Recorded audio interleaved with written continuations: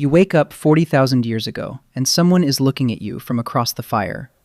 No dating apps, no awkward dinner bill, no profile picture from 6 years ago. Just smoke, hunger, animal skins, and a tribe quietly watching who stands too close to whom. But here is the uncomfortable question. How did ancient humans choose who they loved when one bad choice could affect survival, food, protection, and your place in the group? The obvious answer is attraction. But the real answer is much stranger. Love in the ancient world was not just romance. It was risk management with feelings attached. Today, love can feel private.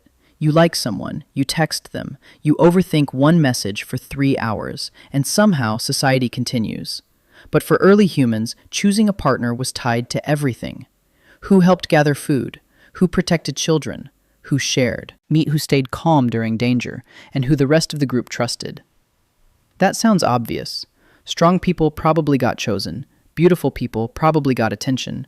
Good hunters probably had an advantage. And yes, that was probably part of the story.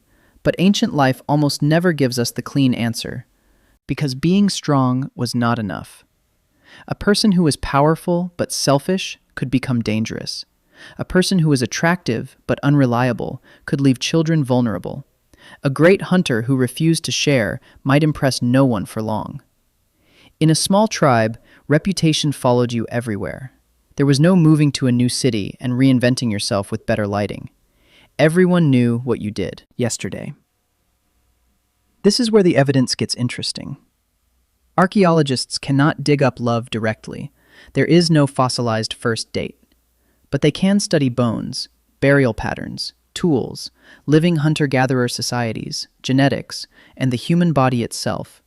And all of these clues point toward one idea. Ancient attraction was deeply. Humans are strange animals because our babies are helpless for a very long time. A deer can stand soon after birth.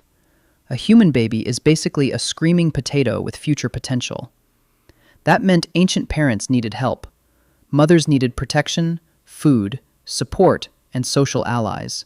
Fathers, relatives, siblings. Grandparents and group members all mattered. So choosing love was not just about one person. It was about a network. But this created a new problem. If everyone depended on the tribe, then attraction had to fit inside tribe rules. Who was allowed to pair with whom? Who was too closely related? Who had status? Who caused conflict? Who could be trusted around food, children, and danger? The weird part is not that ancient humans had desire. Of course they did. The weird part is that desire had to pass through the invisible courtroom of the group. And this is where smell, behavior, and skill may have mattered more than modern people expect. Before perfume, soap, and laundry detergent, human scent was information. It could reveal health, diet, age, stress, and maybe even genetic compatibility. Ancient people did not understand genes, but they had noses, memory, and instincts shaped by survival.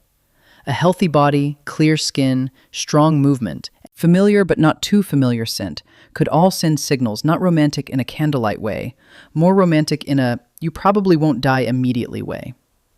But the most important clue may not be beauty. It may be cooperation. Early humans survived because they shared. They watched each other's children. They warned each other about predators. They remembered which plants were safe. They cared for injured group members. Evidence of ancient people surviving serious injuries suggests that compassion was not a modern invention. Someone had to help them live. So a person who was generous, funny, calm, skilled, and loyal may have been extremely attractive, not because ancient humans were secretly writing poetry under mammoth bones, although maybe some were, but because kindness was useful, patience was useful, social intelligence was useful. This sounds soft. It was not. In a world of hunger and danger, love may have been one of humanity's smartest survival technologies.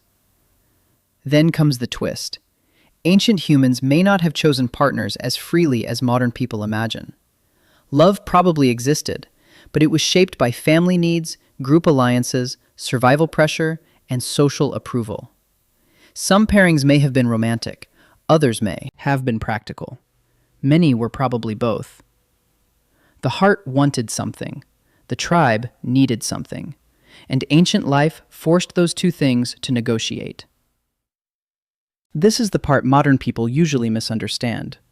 Ancient humans were not emotionless cavemen dragging partners into caves. They were social, observant, jealous, affectionate, strategic, and probably just as confused by attraction as we are. They felt desire, they felt rejection, they felt attachment, they noticed beauty, strength, humor, skill, generosity, and status. But they lived in a world where love could not be separated from survival. If you chose someone reckless, your children might suffer. If you chose someone hated by the group, you might lose protection.